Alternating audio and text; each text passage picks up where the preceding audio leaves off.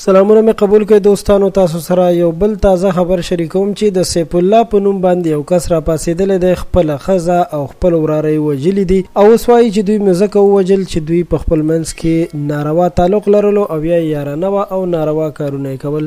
دا واقعه چېرته شوې ده او دا د کوم ځای اوسېدونکی دی، دا ټول تفصیل تاسو ته په دې ویډیو کې درکوم. درنو دوستانو، موږ سره د ویډیو تر اخره پاتې شئ. که وګورو نو دا واقعیات نن سبا ډېر زیات شوي دي چې د غیرت په نوم باندې وژنې کېږي، چې دا واقعه هم په سرګوده کې شوې ده چې د نیو سیټلایټ ټاون په علاقه کې یو کس چې سیف الله نوم یې دی راپاسېدلی دی، خپله ښځه او خپل وراره یې وژلي دي او صرف په دې شک باندې چې د وراره او د ښځې چې آسیه نوم یې په خپل منځ کې ناروا تعلقاتو او د وراره نوم آصف او دوی دواړه یې وژلي دي.